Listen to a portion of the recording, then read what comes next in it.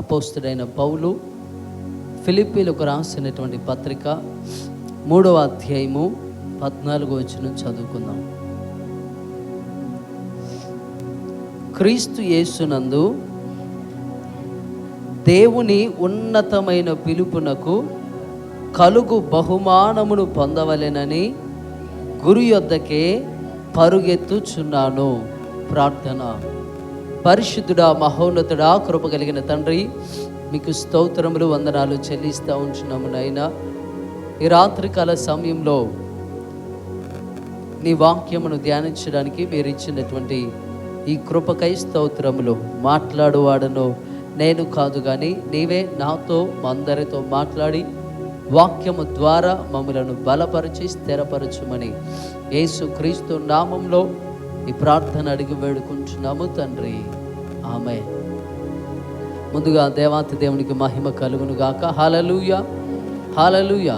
కూడా వచ్చిన మీ అందరికీ ప్రత్యేకమైన వందనాలు తెలియజేస్తూ ఉంటున్నాను.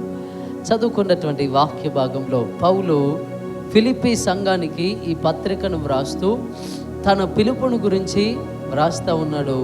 ఆయన పిలుపును గురించి వ్రాస్తూ అంటున్న మాట ఏంటంటే, క్రీస్తు యేసునందు దేవుని ఉన్నతమైన పిలుపునకు కలుగు బహుమానమును పొందవలెనని గురి యొద్దకే పరిగెత్తుచున్నాను అని పౌలు వ్రాస్తూ ఉన్నాడు. దేవుని బిడ్డలారా, ఈ లోకంలో ఒకసారి మనం పరిశీలన చేస్తే ప్రతి ఒక్కరికి ఒక లక్ష్యం లేకపోతే ఒక గురి ఉన్నది కదా. తల్లిదండ్రులుగా పిల్లలకు మంచి భవిష్యత్తు ఇవ్వాలని ఒక గురి కదా. ఉద్యోగస్తులకు వాళ్ళ టార్గెట్ రీచ్ అవ్వాలని ఒక గురి. వ్యవసాయదారులకు ఈ సంవత్సరం మంచి పంట పండించాలని గురి కదా. అంటే ఈ లోకంలో ఉన్న ప్రతి వ్యక్తి గురి కలిగి ఉన్నాడు. విద్యార్థులైతే బాగా చదివి ర్యాంకులు సంపాదించాలని ఒక గురి కదా. అంటే ప్రతి ఒక్కరు కూడా ఒక గురి కలిగి, ఆ గురి కొరకు గురి కలిగి ఉండడం మాత్రమే కాదు, లక్ష్యాన్ని కలిగి ఉండడం మాత్రమే కాదు కానీ ఆ లక్ష్య సాధన కొరకై సాధన చేస్తూ ఉంటాడు, ప్రయాసపడుతూ ఉంటాడు. ఈ లక్ష్య సాధనలో అంత సులభంగా తన లక్ష్యాన్ని సాధించలేడు, అంత సులభంగా తన గురి యొద్దకు వెళ్ళలేడు. కానీ గురి యొద్దకు పరిగెత్తేటప్పుడు ఎన్నో ఆటంకాలు వస్తాయి, ఎన్నో అవరోధాలు వస్తాయి, ఎన్నో ఇబ్బందులు ఎదురవుతూ ఉంటాయి. ఆరోగ్యపరంగా కావచ్చు కదా, ఆర్థికంగా కావచ్చు, కుటుంబ సమస్యలు కావచ్చు, ఇంకేదైనా ఆ వ్యక్తిని బలహీనపరచడానికి, గురి యొద్ద నుండి తప్పించడానికి.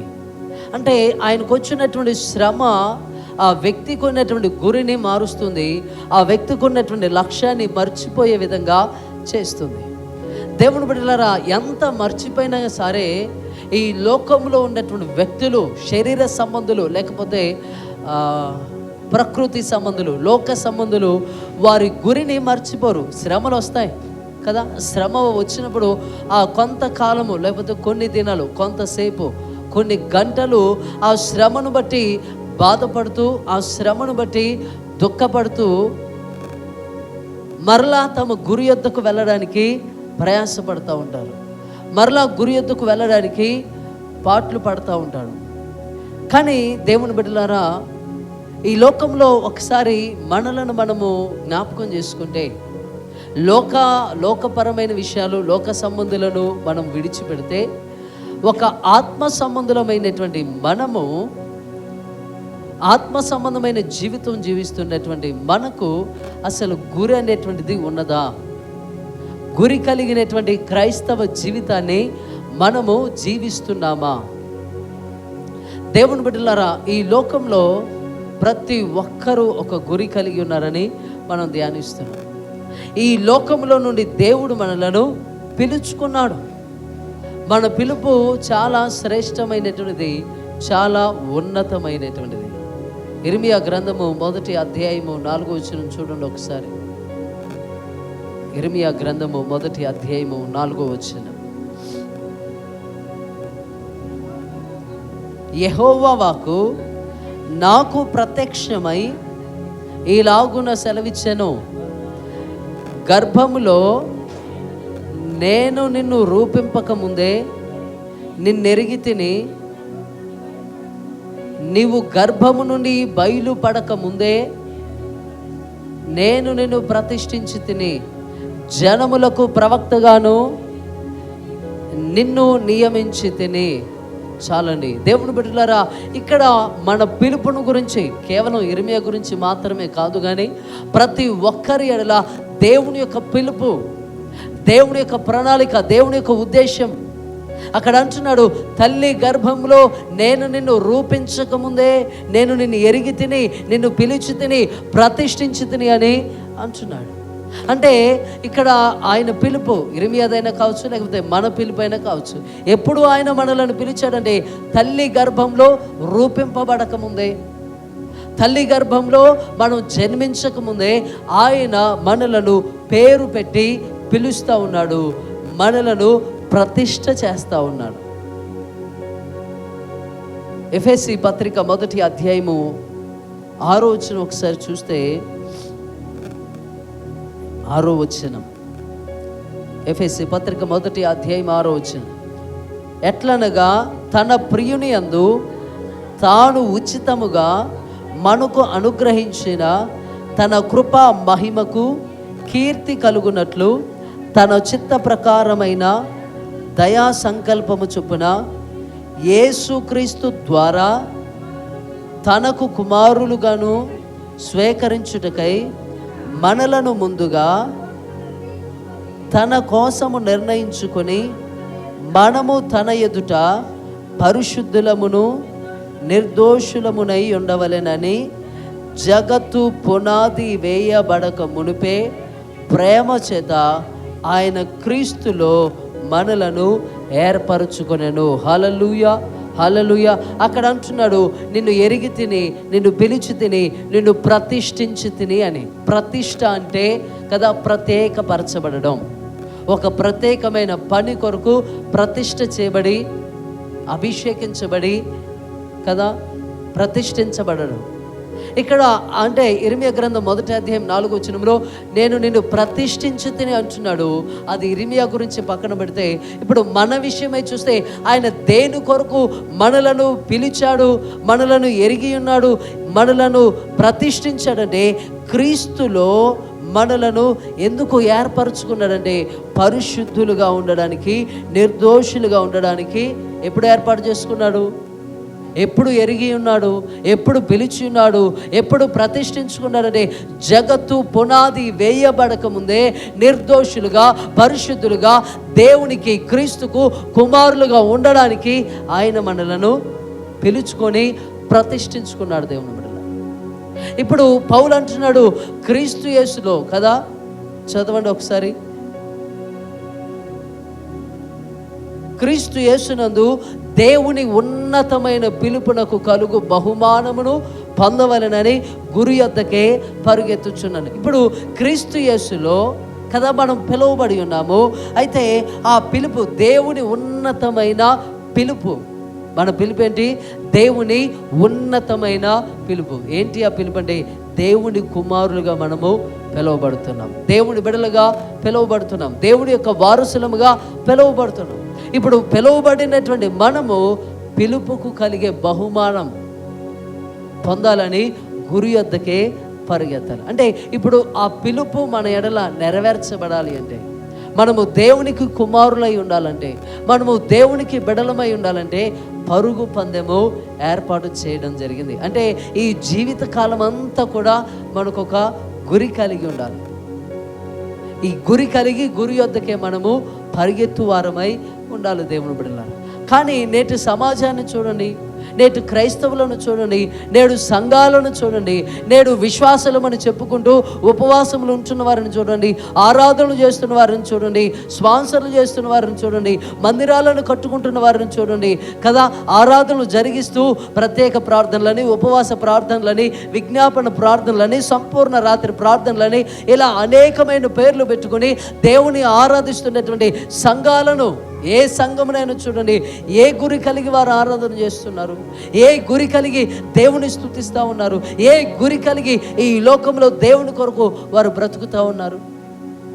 ప్రతి క్రైస్తవుడు కూడా భూ సంబంధమైన వాటి కొరకే, భూ సంబంధమైన ఆశీర్వాదం కొరకు కదా ప్రయాసపడుతూ ఉన్నారు, ప్రాకులాడుతూ ఉన్నారు, పోరాడుతూ ఉన్నారు. దేవుని బిడ్డలారా, మన గురి ఎప్పటికీ కూడా ఈ లోక సంబంధమైనదిగానే ఉన్నది, కానీ పర సంబంధమైనదిగా లేదు. ఈ గురి అంటే మన గురి మార్చబడింది. ఆయన పిలిచినప్పుడు మన గురి ఏంటంటే, నేను పరిశుద్ధుడిగా ఉండాలి, నేను బాప్తీసం తీసుకున్నాను, నేను పాపం చేయదు, నేను బాప్తీసం తీసుకున్నాను, దుర్భాష నేను మాట్లాడద్దు, నేను బాప్తీసం తీసుకున్నాను, నాలో పాపం ఉండదు, నేను బాప్తీసం తీసుకున్నాను, ఈ లోక సంబంధమైనటువంటి ఆలోచన కానీ మనుషులతో మాట్లాడటం కానీ నేను చేయకూడదు. అంటే పాపం అనేది నా జీవితంలోకి రావద్దని ఒక గురి కలిగి ఉన్నాం. కాలము జరుగుతున్న కొలది కదా, కాలము కదా నడుస్తున్న కొద్దీ మనలో మార్పు వస్తూ ఉంది, మన గురి తప్పిపోతూ ఉంది, మన గురిలో మార్పు, మన ఆలోచనలో మార్పు, మన యొక్క ప్రయాసలో మార్పు కలుగుతూ ఉంది. ఆత్మ సంబంధమైన గురి, పరలోక సంబంధమైన గురి కలిగి ఉండవలసిన క్రైస్తవుడు ఇప్పుడు భూలోక సంబంధమైన గురి కలిగి ఉంటున్నాడు. ఏంటి మన ప్రార్థనలు కదా, ఏంటి మన ఆరాధనలు, మనం అడిగే దేవుణ్ణి అడిగే విషయాలు ఏంటి? లోకపరమైనవే. ఏది అడిగినా సరే, ఉద్యోగం అడిగినా, ఆరోగ్యం అడిగినా, ఇంకేది అడిగినా, శక్తిని అడిగినా, బలమును అడిగినా కదా, ఏవి అడిగినా అవి భూ సంబంధమైనవా, పర సంబంధమైనవా? నువ్వు దేవుని అంటే ఏ విషయం కొరకు, ఏ అంశం కొరకు నువ్వు ప్రార్థన చేస్తున్నావు, ఏ అంశం కొరకు ఉపవాసం ఉంటున్నావు, ఏ అంశం కొరకు ప్రాకులాడుతున్నావు, ఏ అంశం కొరకు నువ్వు దేవునితో కదా అనుదినం మాట్లాడుతున్నావు? ఆలోచించండి, ఒక క్షణం ఆలోచించండి.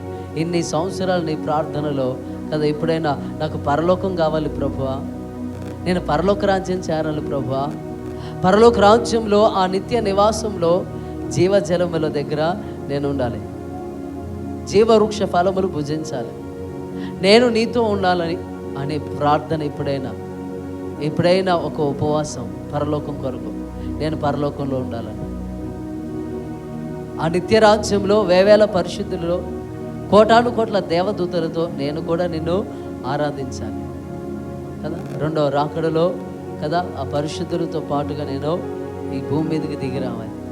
ఎప్పుడైనా ఈ ప్రార్థన, ఎప్పుడైనా ఈ ఆలోచన, ఎప్పుడైనా ఈ గురి, అసలు దేవుడు నిన్ను దేని కొరకు పిలిచాడు ఈ లోకంలో కదా? మన గ్రామంలో ఎంతమంది అన్యజనులు ఉన్నారు, నీ దగ్గరికి ఎందుకు వాక్యం వచ్చింది?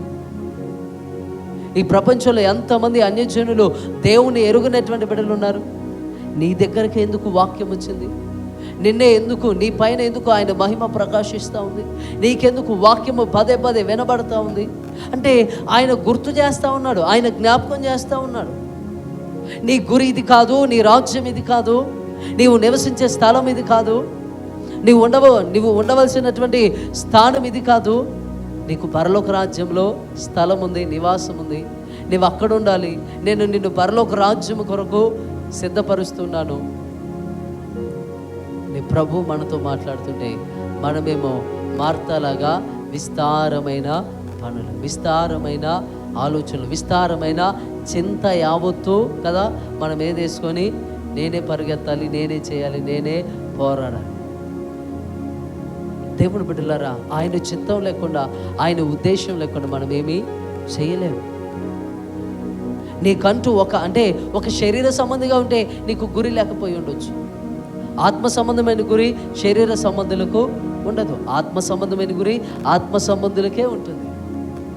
పరలోక సంబంధమైన గురి పరలోక సంబంధమైన జీవితం జీవించే వారికి మాత్రమే ఉంటుంది. కానీ నువ్వు పిలువబడింది పరలోకం కొరకు, నువ్వు నివసిస్తుంది, నువ్వు జీవిస్తుంది, నువ్వు పాడేది, ప్రార్థించేది అన్నీ కూడా దేవుని నామము మహిమపరచబడడానికి, దేవునిలో నీవు ఉండడానికి, దేవునితో నీవు ఉండడానికి అయితే ఇప్పుడు క్రైస్తవ లోకము ఎటు పరుగులు పెడతా ఉందంటే లోక సంబంధమైన విషయాల కొరకు పరుగులు పెడతాం. ఇది కాదు నీ గురి, ఇది కాదు నీ యొక్క ప్రయాస. నీ గురి ఏంటంటే దేవుని ఉన్నతమైన పిలుపుకు కలిగే బహుమానము కొరకు నువ్వు పరుగెత్తాలి.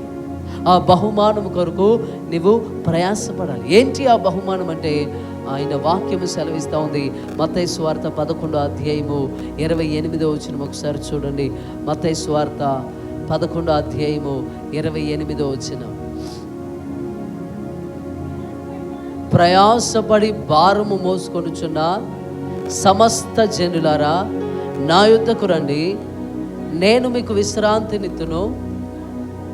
చాలండి. హల్లెలూయా, హల్లెలూయా. ఇక్కడ అంటున్నాడు, ప్రయాసపడి భారము మోసుకొనుచున్న సమస్త జనులారా నా యుద్ధకు రండి. అంటే ఆయన పిలుస్తూ ఉన్నాడు. దేవుని ఉన్నతమైన పిలుపు.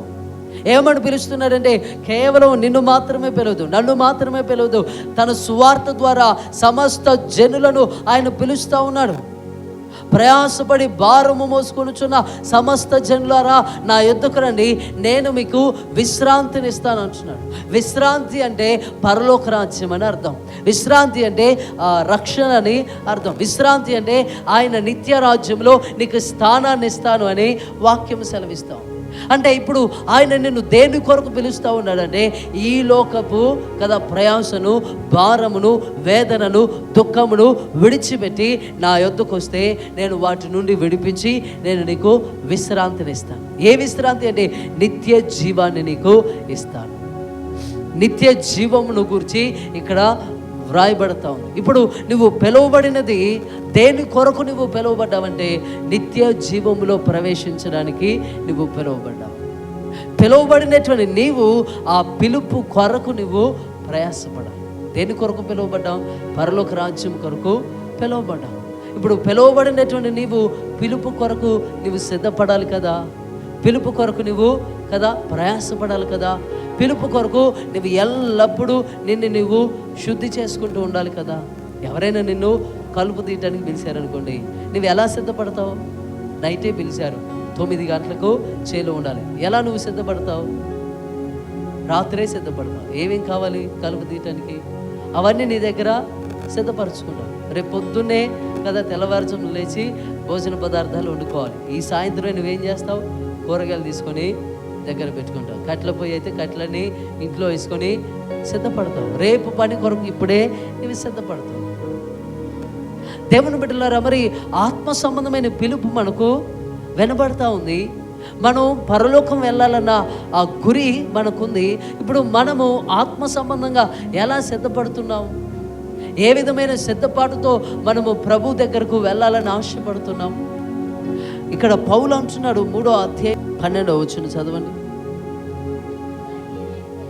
ఇది వరకే నేను గెలిచి తినని అయినను, ఇది వరకే సంపూర్ణ సిద్ధి పొంది తినని అయినను నేను అనుకొనటలేదు, కానీ నేను దేని నిమిత్తము క్రీస్తు యేసు చేత పట్టబడి తినో దానిని పట్టుకొనవలెనని పరుగెత్తుచున్నాను. చాలండి. హల్లెలూయా, హల్లెలూయా. ఇక్కడ అంటున్నాడు, నేను ఇదివరకే పట్టుకున్నాను, ఇదివరకే నా పిలుపును నేను నెరవేర్చాను, ఇదివరకే నా పిలుపును బట్టి నేను గురి యొద్దకు వచ్చానని చెప్పట్లేదు. కానీ దేని కొరకైతే క్రీస్తు నన్ను కదా నేను దేని నిమిత్తము క్రీస్తు యేసు చేత పట్టబడ్డానో, పిలువబడ్డానో కదా, పిలువబడ్డానో దానిని పట్టుకోవాలని, ఆ పిలుపును నెరవేర్చాలని గురి యొద్దకే పరుగెత్తుచున్నట్లుగా మనం చూస్తూ ఉంటున్నాం. పిలువబడినటువంటి మనందరము కూడా దేవుని బిడ్డలారా, ఆయన దేని కొరకు పిలిచాడు, దేని కొరకు మనకు ఒక గురిని ఏర్పాటు చేశాడు, దాని కొరకు ఈ లోకంలో ప్రయాసపడాలి, ఈ లోకంలో ప్రార్థించాలి, ఈ లోకంలో సిద్ధపడాలి. దేవుని బిడ్డలారా, నిత్య జీవం ఉట్టిగానే రాదు. విశ్రాంతి, రక్షణ నీవు కేవలం ఊరక నిలిచి ఉంటే రాదు. ఈ లోక అవసరతలు తీర్చబడతాయేమో, లేకపోతే ఆ ఎర్ర సముద్రమును చీల్చి కదా అవతలకు పంపించినట్లుగా కదా ఉంటుందని నువ్వు తలంచదు. ఈ లోకంలో నువ్వు ప్రయాసపడాలి, ఈ లోకంలో నువ్వు పిలుపు కొరకు జీవించాలి. ఆయన దేని కొరకు నిన్ను పిలిచాడో ఆ పరలోక రాజ్యాన్ని సంపాదించుకోవడానికి ఈ లోకంలో నీవు నేను మనము ప్రయాసపడవలసిన వారమై ఉన్నాము కదా, పరిగెత్తవలసిన వారమై ఉన్నామని వాక్యము సెలవిస్తూ ఉంది. మత్తయి సువార్త 19వ అధ్యాయము, మత్తయి సువార్త 19వ అధ్యాయంలో మీరు చూసినట్లయితే 16వ వచనం చదవండి. ఇదిగో ఒకడు ఆయన యొద్దకు వచ్చి, బోధకుడా, నిత్య జీవము పొందుటకు నేను ఏ మంచి కార్యము చేయవలెనని ఆయనను అడిగాను. చాలండి. ఇక్కడ ఒక యవనస్తుడు వస్తూ ఉన్నాడు. ఇక్కడ ఒక వ్యక్తి ఆయన దగ్గరకు వచ్చి అంటున్నాడు, బోధకుడా, నిత్య జీవము పొందుకోవాలంటే నేనేం చేయాలి? నిత్య జీవం నాకు కావాలి, నేనే మంచి కార్యం చేయాలని యేసు ప్రభువును అడుగుతా ఉన్నాను. అక్కడ యేసు ప్రభు అంటే అసలు నిత్య జీవం పొందుకోవాలన్న ఆశ ఆయనలో ఎంత చక్కగా స్పష్టంగా కనబడుతూ ఉంది. ఇప్పుడు నిత్య జీవం పొందుకోవాలన్న గురి కలిగిన వ్యక్తి దానిని, ఆ గురిని చేరడానికి, ఆ గురి యొద్దకు పరిగెత్తడానికి, ఆ గురిని, ఆ కోరికను, లేకపోతే ఆ పరలోక రాజ్యం చేరాలన్న ఆశను నెరవేర్చుకోవడానికి ఆయన యేసుక్రీస్తు దగ్గరికి వస్తూ ఉన్నాడు. యేసుక్రీస్తు దగ్గరకు వచ్చి, ప్రభువా నిత్య జీవం నాకు కావాలి, నేనే మంచి కార్యం చేయాలి, నేనేం చేయాలో చెప్పండి. యేసు ప్రభు అంటున్నాడు, ధర్మశాస్త్రంలో ఉన్న ఆజ్ఞలు పాటించు అని చెప్తా ఉన్నాడు. అక్కడ అంటున్నాడు ఆ వ్యక్తి ఇవన్నీ కూడా 20వ వచనంలో, అందుకు ఆ యవనుడు, ఇవన్నీ అనుసరించుచూనే ఉన్నాను, ఇకను నాకు కొదువయ్యేమని ఆయనను అడిగాను. చాలని దేవుని బిడ్డలారా, ఈ యవనస్తుడు వచ్చి మంచి ప్రశ్న అడుగుతూ ఉన్నాడు, నాకు నిత్య జీవం కావాలని. నీవు నిత్య జీవం పొందుకోవాలంటే ఆజ్ఞలు పాటించు, కట్టడలను అనుసరించు అని చెప్తే ఈ యవనస్తుడు అంటున్నాడు, అయ్యా ఇవన్నీ కూడా ఎప్పటి నుండి, నా బాల్యం నుండే నాకు జ్ఞాపకం వచ్చిన దగ్గర నుండి ఈ ఆజ్ఞలు, ఈ కట్టడలు, ఈ పరిశుద్ధ గ్రంథం అంతా నాకు తెలుసు, నాకు నిత్య జీవం కావాలి అంటూ ఆయన అంటున్నాడు, ఇవన్నీ నేను పాటిస్తున్నాను కదా, ఇంకా నాకేంటి కొదువా, ఇంకా నాలో ఉన్న లోపం ఏంటి, నాలో ఉన్న పాపం ఏంటి అంటే, ఇప్పుడు ఇవన్నీ నేను పాటిస్తున్నాను కాబట్టి నాకు పరలోకం కన్ఫామ్ అయింది, పరలోకం నేను వెళ్తాను, నిత్య జీవము నేను పొందుకుంటానన్న ఆలోచనతో ఇంకా నాకు కొదువేముంది. ప్రార్థన అంటవా 3 సార్లు చేస్తున్నాను రోజుకి, దశమ భాగం కదా, ప్రతి దానిలో దశమ భాగం ఇస్తున్నాను. ఉపవాసం వారానికి 2 సార్లు, యూదులం కాబట్టి వారానికి 2 సార్లు ఉపవాసం ఉంటున్నాము. అన్నీ చేస్తున్నాను, తల్లిదండ్రులను సన్మానిస్తున్నాను, అంటే ఆజ్ఞలన్నీ పాటిస్తున్నాను. ఇంకా నాకేంటి కొదువా, నాకేం తక్కువ ఉందా? ఏమీ లేదు.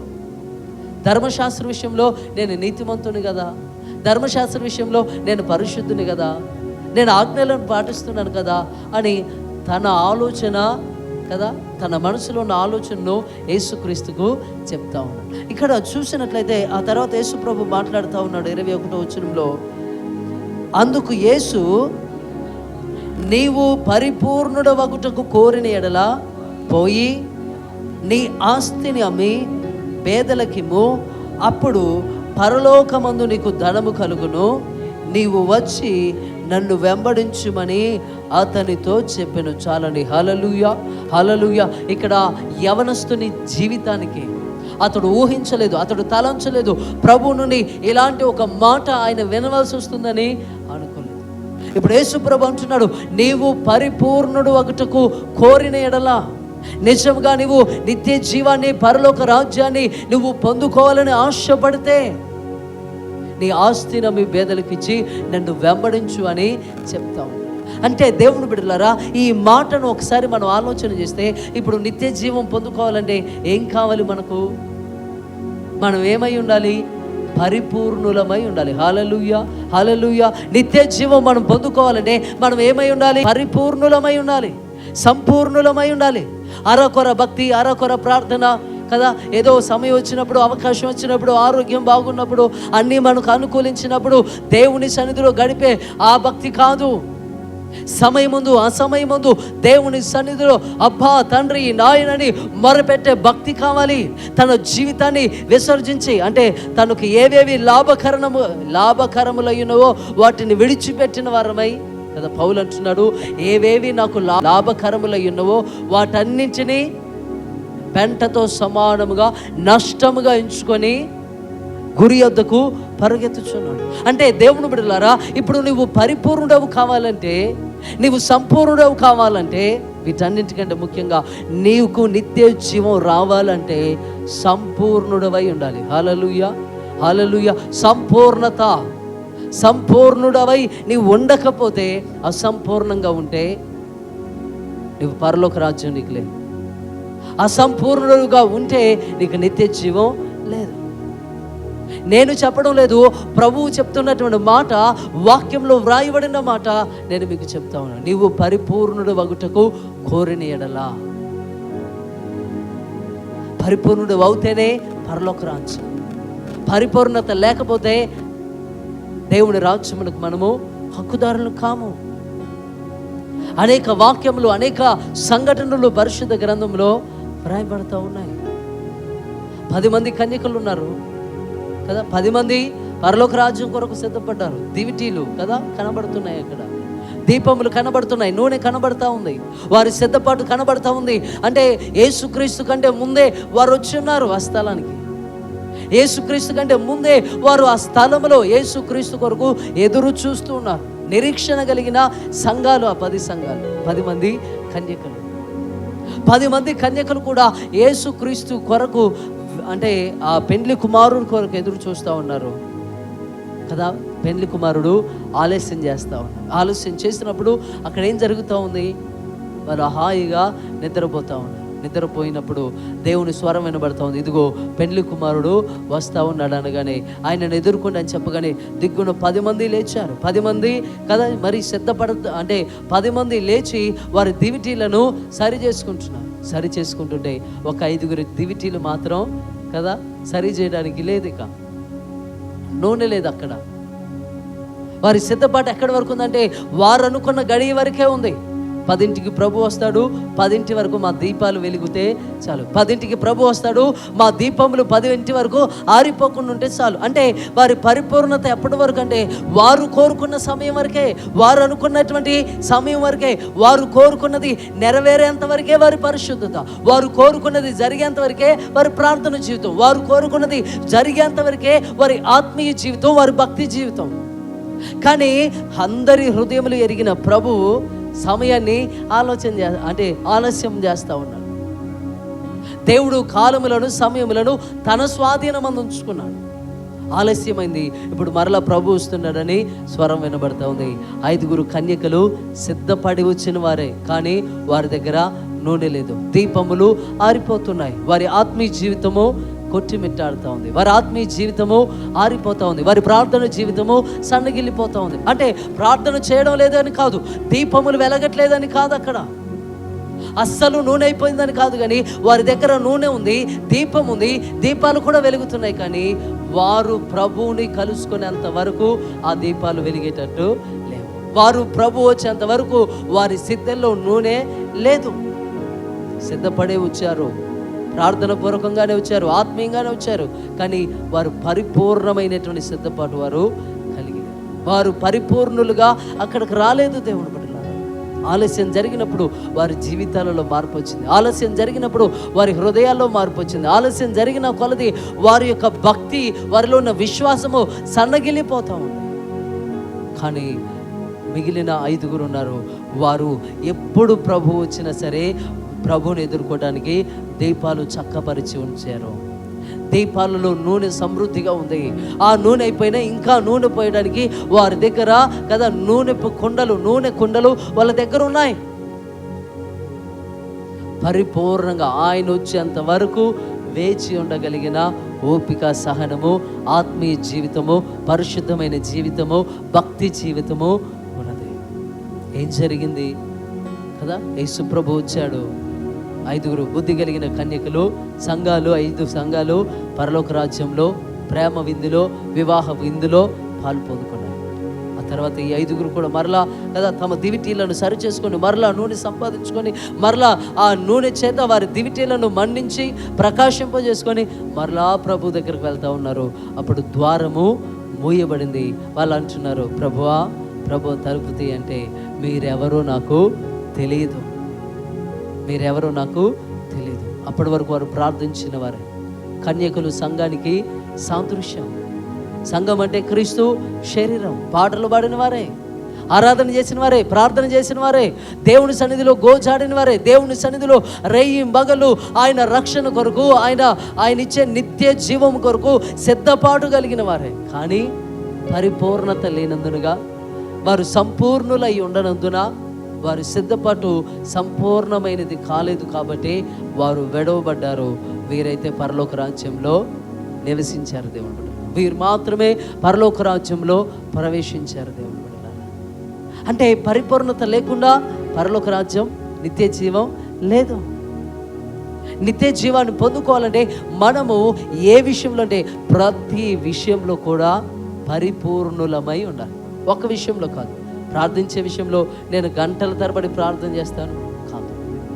ప్రార్థించే విషయంలో మాత్రమే కాదు, పాటలు పాడే విషయంలో మాత్రమే కాదు, ఇంకా అంటే ఒక్క విషయంలో మాత్రమే కాదు, కానీ ప్రతి విషయంలో కూడా ఆత్మ సంబంధంగా పరిపూర్ణత కలిగి మనం ఉండాలి. మత్తయి సువార్త 5వ అధ్యాయము 48వ వచనం ఒకసారి చదవండి.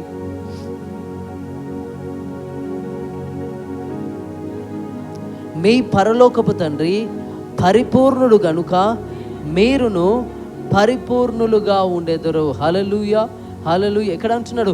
మీ పరలోకపు తండ్రి పరిపూర్ణుడు కదా. మీ పరలోకపు తండ్రి ఎవరు? ఎలాంటి వాడు? పరిపూర్ణుడు. ఆయన పరిపూర్ణత లేకుండా, అంటే ఆయన సంపూర్ణమైనటువంటి కదా కార్యములు, ఆయన కార్యములన్నీ కూడా సంపూర్ణమైన కార్యాలే, అసంపూర్ణంగా ఏది చేయడు. ఆయన పరిపూర్ణుడు. ఆయనలో లోపం లేదు, ఆయనలో పాపం లేదు, ఆయనలో అవినీతి లేదు, ఆయనలో పక్షపాతం లేదు, ఆయనలో ఏ విధమైనటువంటి అరమరలు లేవు. ఆయన పరిపూర్ణమైనటువంటి దైవం. ఇప్పుడు ఆయన పరిపూర్ణుడు కాబట్టి నీవు నేనేమై ఉండాలి? పరిపూర్ణులమై ఉండాలి. ఇప్పుడు ఈ పరిపూర్ణత ఎక్కడి నుండి మనకు వస్తుంది? ఎలా మనం ఈ పరిపూర్ణతను పొందుకోగలం?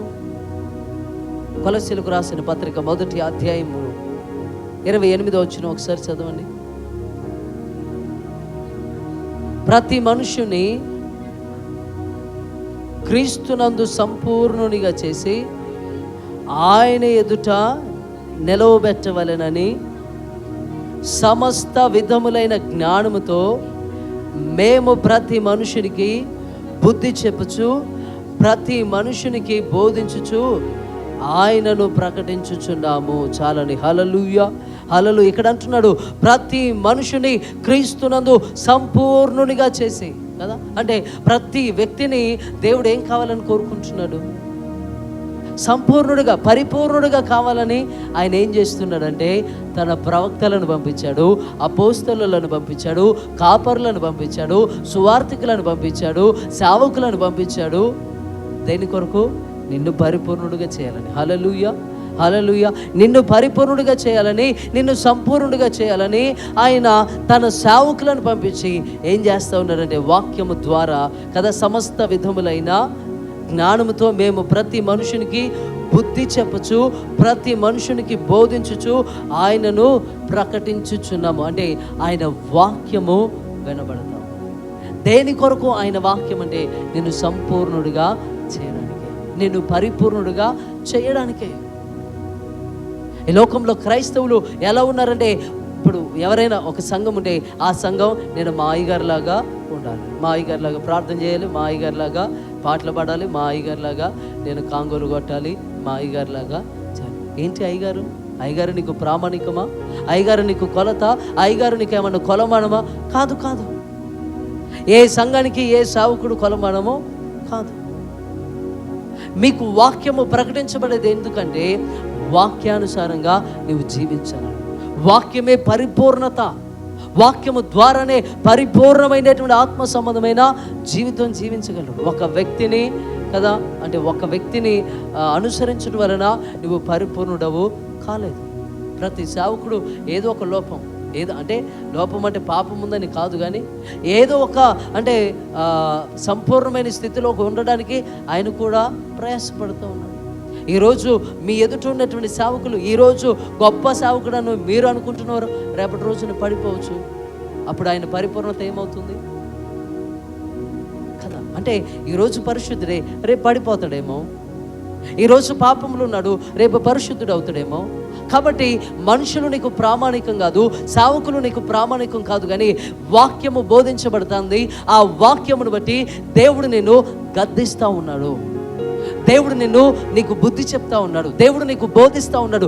దేవుని వాక్యము ఇంకా ఎందుకు ప్రకటించబడతా ఉందంటే అన్యజనులు మార్చబడడం మాత్రమే దేవుని ఉద్దేశం కాదు, కానీ పిలువబడిన నీవు కదా సంపూర్ణతలోనికి రావాలి. పిలువబడిన నీవు పరిపూర్ణమైన క్రైస్తవుడిగా మార్చబడాలి. పిలువబడిన నీవు ఆయన పోలికను కదా, ఆయన స్వభావాన్ని, ఆయన మహిమను నీవు ధరించుకోవాలి. క్రీస్తు పోలిక కదా, ఏ మనుషుని పోలిక కాదు, ఆయన ఉన్నట్టుగా నీవు ఉండాలి. అది పరిపూర్ణత.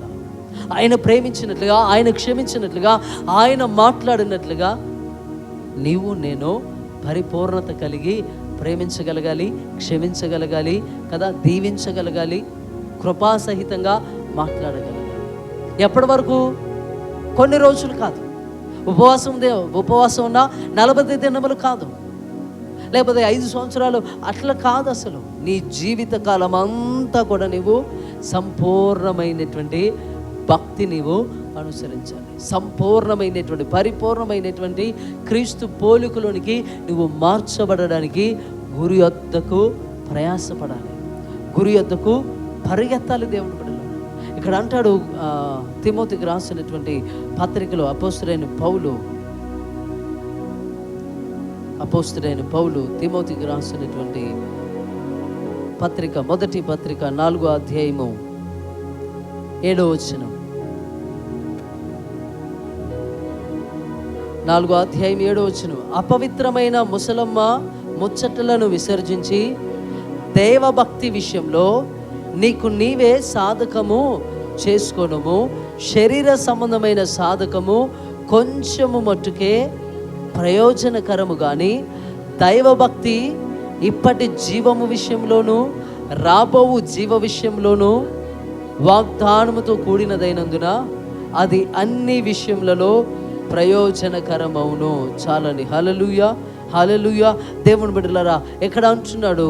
దైవభక్తి విషయంలో నీకు నీవే సాధకం చేసుకో, అంటే పరిపూర్ణుడు అవ్వడానికి నీవే ప్రయాసపడాలి, నీవే అభ్యాసం చేసుకోవాలి. నీకు నీవుగానే కదా, నేను పరిపూర్ణుడిగా ఉండాలి, నేను సంపూర్ణుడిగా ఉండాలి, నాలో లోపములు ఉండొద్దు, నాలో బలహీనతలు ఉండొద్దు, నాలో పాపం ఉండదు, నాలో వ్యభిచారం ఉండదు, నాలో దేవునికి ఆయాసకరమైన కార్యములు ఏది ఉండదు, దేవుని ఉగ్రతకు సంబంధించింది ఏది కూడా నాలో ఉండొద్దని నీకు నీవే సాధకము చేసుకోమని వాక్యం సెలవిస్తాం.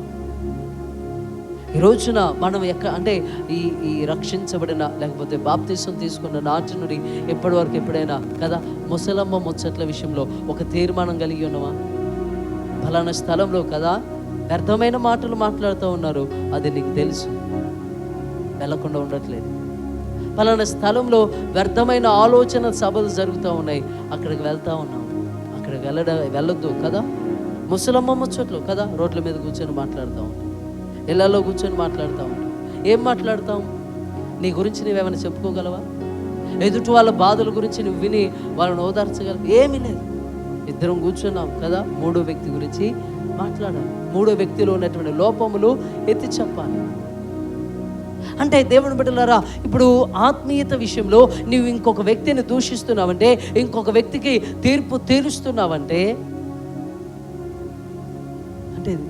అంటే నీకు తన పరిశుద్ధ ఆత్మను అనుగ్రహించిన సృష్టికర్తనే తీర్పు తీరుస్తావు. నువ్వు మనుషులను కాదు ఉపేక్షించేది, ఆయనను సృష్టించిన దేవాతి దేవుణ్ణి నీవు ఉపేక్షిస్తున్నావని వాక్యం సెలవిస్తావు.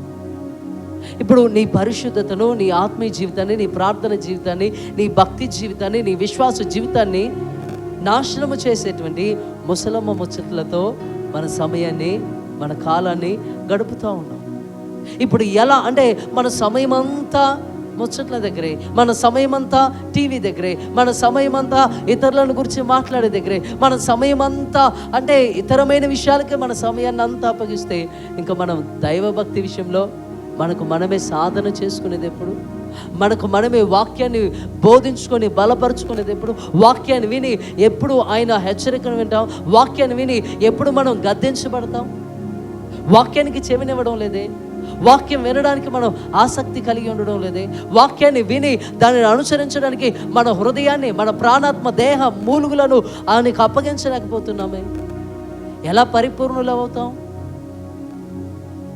నీళ్ళలో దిక్కకుండా ఈత నేర్చుకోగలమా? పనికి వెళ్ళకుండా, పని నేర్చుకోకుండా ఒక్కసారి ఆ పొలంలో కదా అందరికంటే పని శ్రేష్టంగా మీరు చేయగలుగుతారా? మంచిగా చేయగలుగుతారా? చేయలేరు. మీరు అక్కడ పని చేస్తూ చేస్తూ చేస్తూ ఒక నైపుణ్యత, ఒక నిపుణత సాధిస్తారు. నువ్వు ఆత్మ సంబంధమైనటువంటి అభ్యాసం నీలో లేనప్పుడు అసలు ఎలా నువ్వు పరిపూర్ణతలోనికి వస్తావు?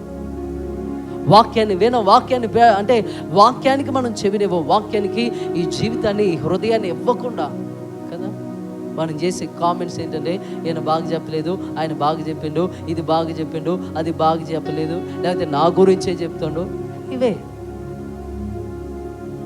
నీ గురించే చెప్పాడు ప్రభు. దేవుడు నీతోనే నిజంగా మాట్లాడినప్పుడు నీవేం చేయాలి? నా గురించే చెప్తున్నావు అని గొడవలు పెట్టుకోవాలా? కాదు. ప్రభు సన్నిధిలో మోకరించి నాతో మాట్లాడావయ్యా. ఆ మాట నా జీవితాన్ని మార్చింది, నా బ్రతుకును మార్చింది, నాలో ఉన్న పాపాన్ని గద్దిస్తూ ఉంది, నాలో ఉన్నటువంటి దోషాలను గద్దిస్తూ ఉంది, నాలో ఉన్న అతిక్రమ క్రియలను గద్దిస్తూ ఉంది. అయ్యా, నేను బలహీనుడను కాబట్టి ఆ పాపమును, ఆ దోషమును, ఆ అతిక్రమ క్రియను జయించలేకపోతున్నాను. నీవే నాతో మాట్లాడావు కదా, జయించడానికి నాకు శక్తినివ్వు, జయించడానికి నన్ను బలపరచు, జయించడానికి నాలోనికి వచ్చి నా పక్షముగా నీవు ఆ పాపంతో, ఆ దోషంతో, అతిక్రమంతో కదా పోరాడినట్లుగా నన్ను మార్చని కదా ఎప్పుడైనా వాక్యాన్ని బట్టి ప్రార్థించిన దాఖలాలు, వాక్యానికి కదా ప్రాణాత్మదేహ మూలుగులను అప్పగించినటువంటి సమయాలు ఎన్నో. ఒకటి రెండు మాత్రమే, 1-2 ద్వారా మనము కదా ఒక 2 అడుగులు వేస్తే మన ప్రయాణ గమ్యం కదా వస్తుందా? నీవు ఆయన పోలికలోనికి, ఆయన స్వభావంలోనికి, ఆయన రూపంలోనికి, ఆయన మహిమలోనికి చేర్చబడేంత వరకు నిత్య విద్యార్థిగా ప్రభు పాదములు చెంత కదా నేర్చుకోవాలి. అయ్యా, ఇంకా ఏముంది, ఇంకేముందని ప్రభు సన్నిధిలో ప్రాధేయపడాలి. ఆయన వాక్యము కొరకై నువ్వు ఆకలి దప్పులు కలిగి ఈరోజు నన్ను గద్దిస్తాడా, ఈరోజు నన్ను హెచ్చరిస్తాడా, ఈరోజు నన్ను బలపరుస్తాడా, ఈరోజు నాకు ఆదరణకరమైన మాటలు ఇస్తాడా, ఈరోజు ప్రభువా నాతో ఏం మాట్లాడబోతున్నావు నీవు కదా. ఆ మాట అంటే వాక్యం అంటే మరి మీకు ఎలా ఉంటుందో నాకు తెలియదు, సంఘానికి ఎలా ఉంటుందో తెలియదు.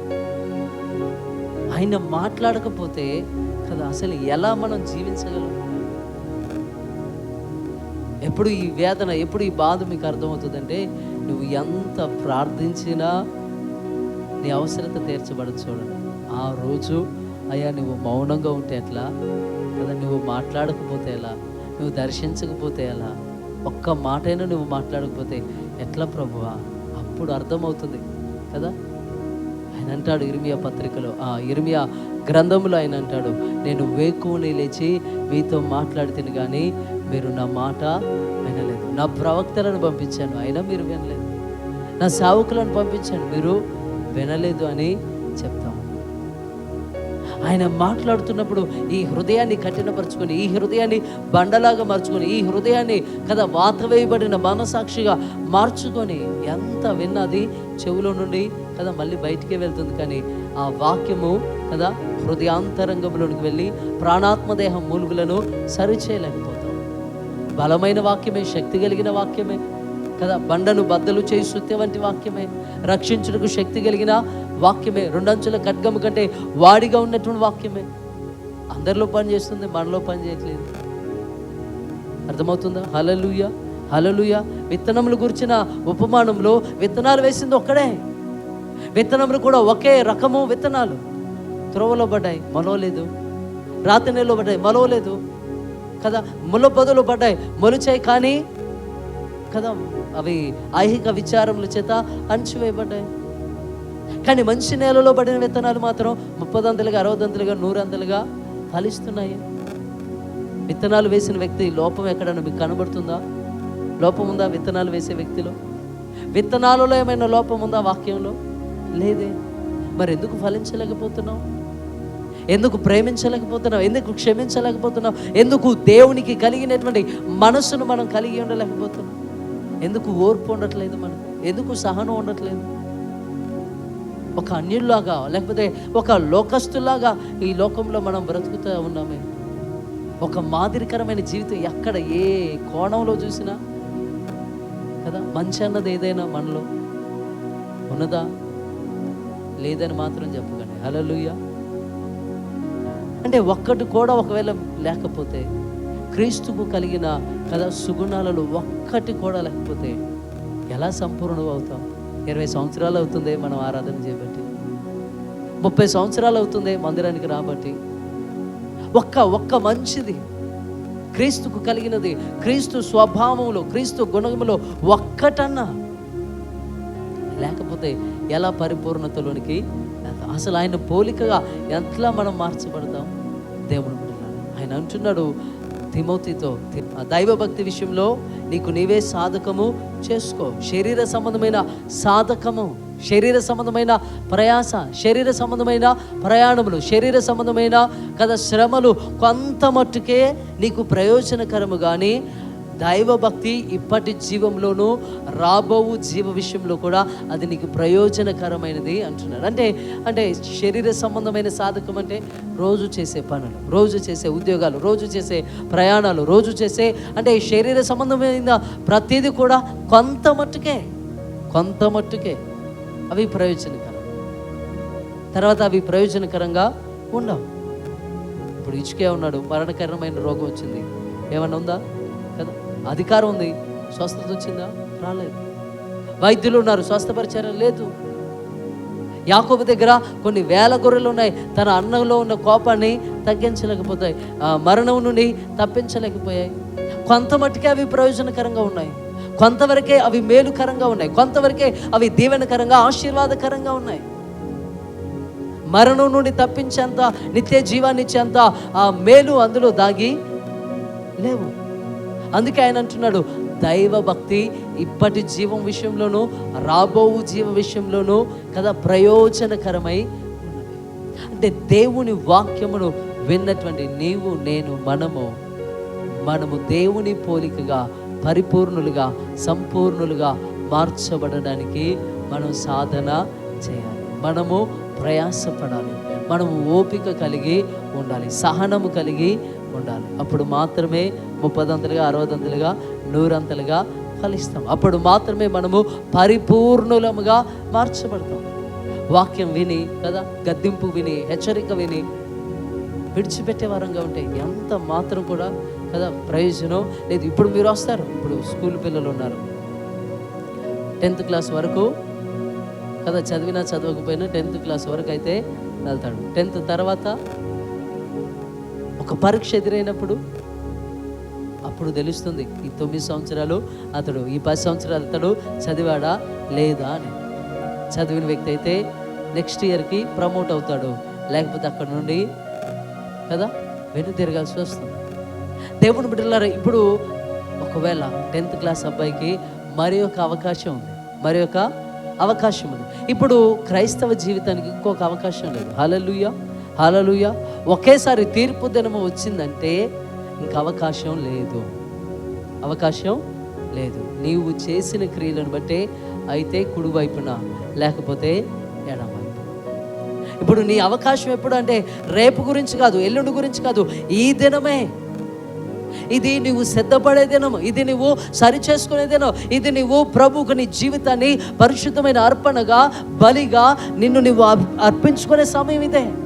ఇంకొక దినం రేపు నేను బతుకుంటానని చెప్పగలిగిన మానవుడు ఈ లోకంలో ఎవరు లేరు. ఈ క్షణమే మనది, ఇంకొక క్షణం మనది కాదు, రేపటి దినము మనది కాదు. ఇప్పుడు 10th ఫెయిల్ అయితే మరొక అవకాశం ఉంది బ్రతుకుంటే. వాళ్ళకి అవకాశాలు ఉన్నాయి, మార్చిపోతే సెప్టెంబర్ పోతే మళ్ళీ మార్చుంది. మనకలా క్రైస్తవ జీవితానికి అలా లేదు. దేవుని బిడ్డల, మనము తీర్పులో నుంచుంటే అయితే కుడివైపున అయినా ఉంటాం, లేకపోతే ఎడం వైపున. కుడివైపున ఉంటే కదా నీతిమంతుల గుంపులో ఉంటే, ఎత్తబడే గుంపులో ఉంటే సంతోషం. ఒకవేళ విడవబడే గుంపులో ఉంటే అప్పుడు నీ పరిస్థితి ఏంటి? వ్యర్థముగానే ఇన్ని ఆరాధనలు చేసామా? వ్యర్థముగానే ఇన్ని ప్రసంగాలు విన్నామా? వ్యర్థముగానే ఇంత ప్రయాసతో కదా భర్త తెచ్చిన మందిరానికి వచ్చి కదా, వద్దన్న మందిరానికి వచ్చి కదా, ఆయనకు తెలియకుండా ఉపవాసాలు ఉండి, ఆయన కాదనుకుంటా కదా ఎంతో భక్తి చేసి కదా, ఎంత చేసి ఎడమవైపు గుంపులో ఉంటే ప్రయోజనం ఏంటి? అంటే నీకు నువ్వుగా ఆ ధనవంతుడైనా, లేకపోతే ఆ యవనస్తులాగా నేను ఇవన్నీ చేసి ఉన్నాను, ఇంకా నాకు కొదువేంటి కదా, నాకేంటి కొదువా, నాకేం తక్కువ, నాకేం లోపం ఉంది అని మనం అనుకుంటున్నామేమో.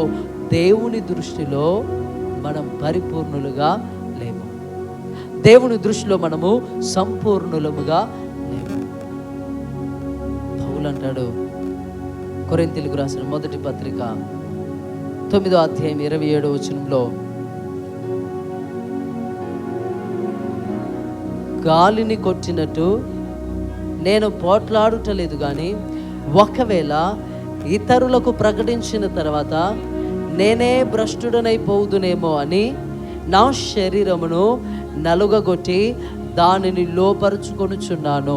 చాలండి. హల్లెలూయా, హల్లెలూయా. ఇక్కడ అంటున్నాడు, గాలిని కొట్టినట్టు నేను పోట్లాడట్లేదు, ఏదో గురి లేని వాని వలె కదా, ఏ గురి లేని వ్యక్తి వలె నేను ప్రయాసపడట్లేదు, కానీ నాకు ఒక గురి ఉంది.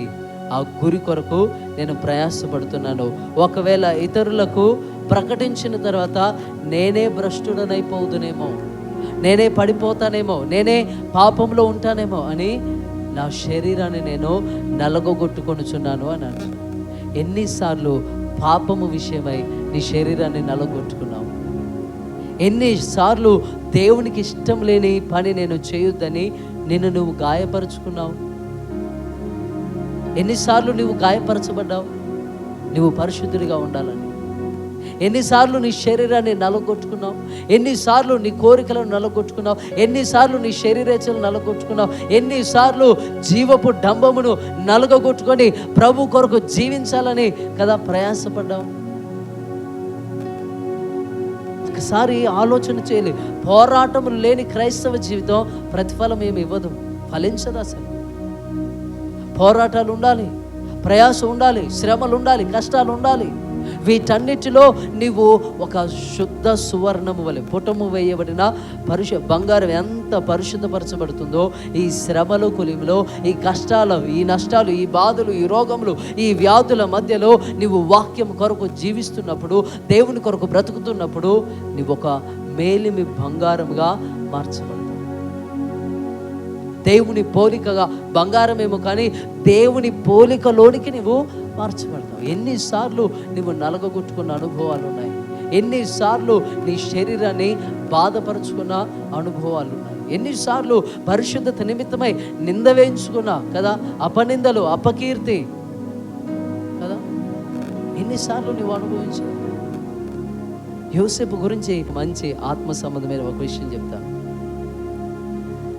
ఆదికాండము 39వ అధ్యాయం, అంటే స్త్రీ స్వభావం గురించి చెప్తూనే కొన్ని మాటలు నేను మీకు తెలియజేయాలని ఆశపడతా ఉన్నాను. 39వ అధ్యాయం 9వ వచనం ఒకసారి చదవండి. నీవు అతని భార్యవైనందున నిన్ను తప్ప మరి దేనిని నాకు అప్పగింపక ఉండలేదు. కాబట్టి నేనెట్లు ఎంత ఘోరమైన దుష్కార్యము చేసి దేవునికి విరోధముగా పాపము కట్టుకొందునని తన యజమానుని భార్యతో అనెను. దినదినము ఆమె యోసేపుతో మాట్లాడుచుండెను. కానీ చాలండి. హల్లెలూయా, హల్లెలూయా. ఇక్కడ ఒక స్త్రీని జ్ఞాపకం చేస్తా ఉన్నాను, పోతిఫర్ భార్య కదా. ఆమె పాపం చేయమని యోసేపుతో మాట్లాడతాము. ఎప్పుడు, ఎన్నిసార్లు మాట్లాడింది? ఒకసారా, 2 సార్లా? ఎప్పటి నుండి మాట్లాడుతుంది? ఆమెకు నచ్చినప్పటి నుండి చివరికైనా చెరసాలకు పోయేంత వరకు దినదినము మాట్లాడతాం. ఇప్పుడు ఆయన అంటున్నాడు, దినదినము యోసేపుతో మాట్లాడుచుండెను, కానీ అతడు ఆమెతో శయనించుటకైనను ఆమెతో నుండుటకైనను ఆమె మాట విన్నవాడు కాడు. హల్లెలూయా, హల్లెలూయా. దేవుని బిడ్డలారా, అంటే ఇప్పుడు ఆ స్త్రీ ఎంతగా విసిగించింది, ఎంత కోపపడింది, ఎంతగా అంటే ఆమె ఆ వ్యక్తిని ఎంతగా కదా టార్చర్ చేసిందంట, హింసించింది అంటారు కదా. ఎంత దాసుడు కదా యోసేపు, ఎంతగా ఆ దాసుని హింసించి ఉండొచ్చు, బాధపరిచి ఉండొచ్చు, మాటలతో హృదయాన్ని గాయపరిచి ఉండొచ్చు. ఎంతగా అంటే ఆ యోసేపు మనసు మార్చడానికి, పాపంలో పడవేయడానికి, పాపంలో ఆయనను పడగొట్టడానికి పోతిఫర్ భార్య ఎన్నో శతవిధాల ప్రతి దినము ప్రయత్నం చేస్తూ ఉంది. కానీ యోసేపు ఆమె మాట విన్నవాడు కాదు, ఆమె చెప్పినట్లుగా చేసినవాడు కాదు. దేవుని బిడ్డలారా, హల్లెలూయా, హల్లెలూయా. ఈ మాట నేను మీకు ఎందుకు చెప్తా ఉన్నానంటే, పాపము విషయంలో ఆమె ఎంత విసిగించినా ఆయన పాపము చేయలేదు. హల్లెలూయా, హల్లెలూయా. నీవు ఎన్నిసార్లు ఈ నిందలు భరించావు? ఆయన పాపము చేయనందుకే కదా చెరసాలకు వెళ్ళింది, పాపము చేయనందుకే కదా చెరసాలలో పనివాడుగా కదా ఖైదీగా ఉన్నది. అంటే పాపం చేస్తే పోతిఫర్ ఇంట్లో యజమానుడిగా ఉండేవాడు. హల్లెలూయా. అవసరమైతే యజమానుడైన పోతిఫర్ని చంపి ఇతనినే ఒక భర్తగా ఆమె ఉంచుకునేటువంటిది, భర్తగా చేసుకునేటువంటిది. కానీ ఆ ఇంటిలో యజమానుడిగా ఉండడం కంటే, హల్లెలూయా, ఆ ఇంటిలో యజమానుడిగా ఉండడం కంటే చెరసాలలో నేను దాసుడిగా ఉన్నా, ఖైదీగా ఉన్నా, పనివాడుగా ఉన్నా, కూలివాడుగా ఉన్నా, ఆ ఇంటిలో ఆ చెరసాలలో ఉండడమే మేలు. ఎందుకంటే దేవునికి విరోధముగా ఈ దుష్కార్యం నేను చెయ్యను.